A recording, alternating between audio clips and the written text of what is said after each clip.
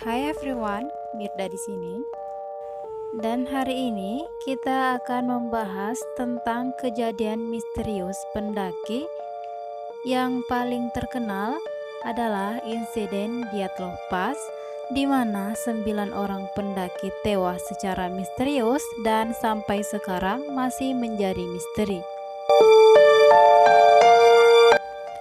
Insiden mengerikan layaknya kisah film horor menimpa sekelompok pendaki asal Uni Soviet atau yang kini dikenal dengan Rusia. Insiden yang dialami oleh 9 orang tersebut tepatnya terjadi pada 1 dan 2 Februari 1959. Kesembilan pendaki itu diketahui tewas dengan tragis ketika mendaki di pegunungan Ural. Insiden yang hingga kini masih misterius dan belum terpecahkan ini disebut dengan Dyatlov Pass. Kasus ini membuat banyak orang berimajinasi dan berteori tentang apa yang sebenarnya terjadi terhadap kesembilan orang tersebut. Sebagian besar orang bertanya apa yang terjadi di malam 1 Februari 1959 hingga mereka bisa tewas secara bersamaan.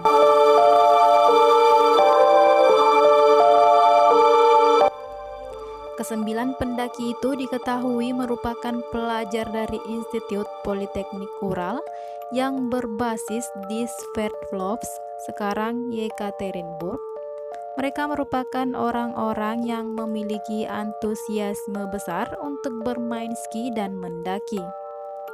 Pada 27 Januari, kelompok tersebut yang terdiri dari 10 orang yaitu 8 pria dan 2 perempuan berangkat di bawah kepemimpinan Igor Dyatlov. Mereka bersiap untuk menaklukkan Gunung Otorten di bagian utara pegunungan Ural. Wilayah ini dikenal dihuni oleh sebagian etnis minoritas orang atau suku Mansi Otorten. Mansi sendiri memiliki arti kata yaitu jangan pergi ke sana. Namun, hal tersebut nampaknya tak menghalangi sekelompok orang yang memang mencintai alam tersebut meski menempuh medan yang sulit.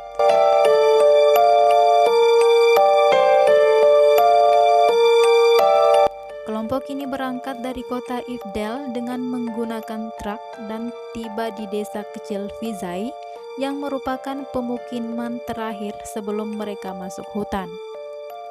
Saat tiba di desa Vizay, kelompok ini mendengar sebuah cerita kuno dan menyeramkan tentang pemburu Mansi yang dibunuh secara misterius ketika melewati wilayah yang dikenal dengan Gunung Mati.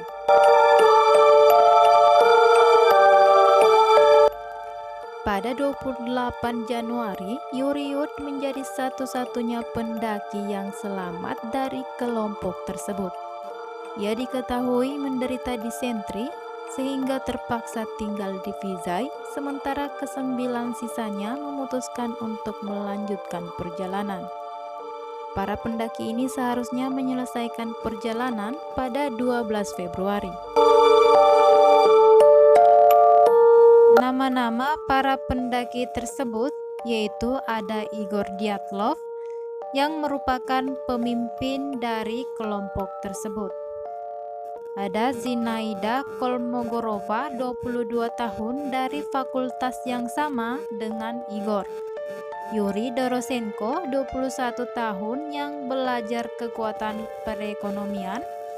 Alexander Kolevatov, 24 yang belajar fisika nuklir. Yuri Krivonisenko, 23 tahun. Rustem Slobodin, 23 tahun. Nicholas Tibeux Brignole, 23 tahun. Ketiga lelaki ini belajar teknik. Lyudmila Dubinina, 20 tahun, dan Yuri Yudin, 22 tahun, di mana 2 mahasiswa terakhir seluruhnya belajar ekonomi.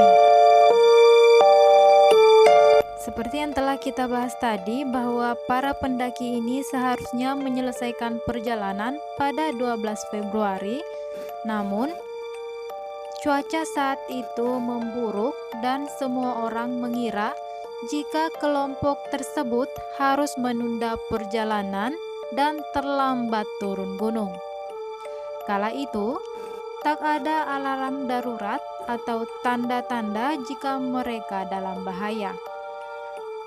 Hari demi hari berlalu tanpa kabar dan hal ini membuat Yuriut merasa khawatir dengan rekan-rekannya.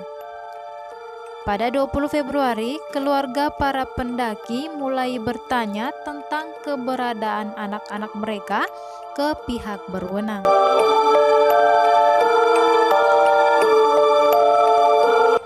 Pada awalnya, Institut Politeknik tempat para pendaki mengenyam pendidikan mengirim tim sukarelawan untuk mencari mereka yang hilang.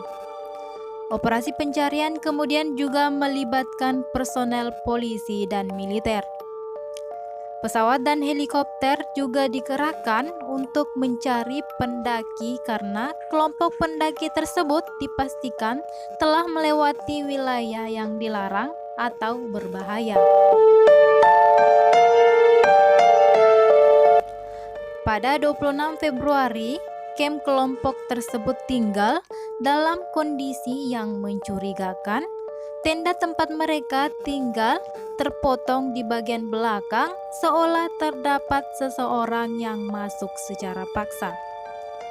Tenda-tenda tersebut juga seolah-olah ditinggalkan dengan tergesa-gesa karena semua peralatan termasuk peralatan ski, makanan, dan pakaian hangat masih ada di tenda. Separuh tenda dalam kondisi tertutup salju. Terdapat jejak kaki yang dibuat oleh 8 atau 9 orang ditemukan di dekat tenda. Jejak kaki ini mengindikasikan bahwa para pendaki telah melarikan diri dari perkemahan mereka. Dan kemungkinan besar mereka lari dengan bertelanjang kaki atau hanya mengenakan kaos kaki. Jejak kaki itu membentang sekira 1/3 mil dari perkemahan. Pegunungan Ural Utara terkenal karena kondisi cuaca dingin yang sangat tak kenal ampun. Suhu saat itu adalah -22 derajat Fahrenheit. Hipotermia adalah dugaan pertama penyebab tewasnya ke-9 orang itu. Tapi, masih ada potongan yang tidak sesuai dengan teka-teki kematian mereka. Petugas terus menelusuri petunjuk yang ada hingga akhirnya menemukan 2 mayat pertama. 2 mayat dari kelompok pendaki ini ditemukan di tepi hutan dalam kondisi membeku. Sebelum meninggal, keduanya sempat menyalakan api kecil dan membuat mereka bisa bertahan hidup dalam semalam. Kemudian 3 mayat lainnya kembali ditemukan, yakni 2 perempuan dan 1 laki-laki yang diketahui sebagai Dyatlov, sang pemimpin kelompok. Kelima orang tersebut diyakini sedang berusaha untuk kembali ke perkemahan mereka. Petugas berwenang menyimpulkan kelimanya tewas akibat hipotermia. Yang menjadi pertanyaan masyarakat adalah mereka merupakan kelompok pendaki profesional yang harusnya tahu betul cara untuk menangani hipotermia. Selain itu, hal yang membuat mereka lari dari tendanya juga menjadi misteri yang lain. Mayat keempat pendaki lainnya, yaitu 1 perempuan dan 3 pria, kemudian ditemukan 2 bulan kemudian atau pada bulan Mei. Mayat mereka ditemukan dengan luka fisik berat, namun mereka ditemukan dengan mengenakan pakaian yang lebih memadai untuk melawan dingin. Penyelidikan menyimpulkan bahwa mereka pasti berada di luar saat dugaan penyerang misterius itu muncul. Terlepas dari semua pertanyaan yang belum terjawab, penyelidikan atas kasus ini ditutup pada Mei 1959. Sebuah kondisi darurat yang tidak dapat diatasi oleh para pejalan kaki adalah kesimpulan resmi penyelidikan petugas berwenang. Wilayah tempat mereka tewas menjadi terlarang untuk 3 tahun ke depan dan kasus Dyatlov diberi label rahasia. Kasus ini ditinjau kembali pada 1993 ketika sebuah longsoran teori konspirasi pecah. Masing-masing mengklaim bahwa beberapa skenario supranatural atau sangat tidak ortodoks. Mengingat tidak ada yang benar-benar bisa memberikan penjelasan yang tepat mengenai kejadian yang mencakup 9 kematian misterius, label rahasia, dan tingkat radioaktivitas yang tidak normal.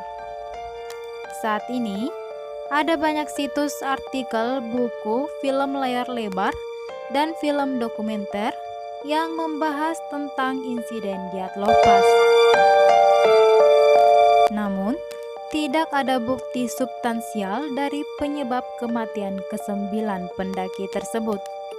Banyak teori atas kematian mereka. Ada yang menduga jika mereka adalah korban eksperimen rahasia pemerintah. Ada lainnya yang menyebutkan kematian mereka terkait dengan alien dan bahwa mereka korban Yeti atau manusia salju yang disebut men.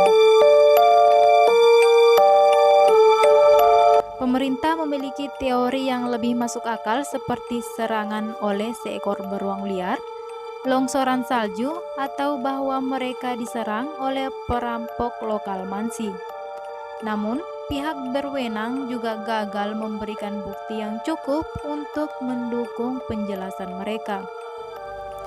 Mungkin kita tidak akan pernah tahu apa yang terjadi di malam itu, tapi itu tidak menghentikan teori yang terus bermunculan. Itulah cerita tentang dan kisah tentang insiden Dyatlov Pass. Jika teori konspirasi mengenai korban tersebut merupakan akibat dari longsoran salju, itu merupakan teori yang bisa dipatahkan karena luka-luka di jasad para pendaki Dyatlov tidak seperti lazimnya korban longsoran salju. Karena 4 pendaki mengalami patah tulang, 2 korban lainnya hilang bola matanya, dan ada yang kehilangan lidah. Jadi menurut kalian, apakah ini korban dari Yeti? Oke, demikianlah kisah nyata yang dapat Mirda sampaikan untuk kesempatan kali ini. Semoga kita dapat mengambil pelajaran dari apa yang terjadi di sekitar kita.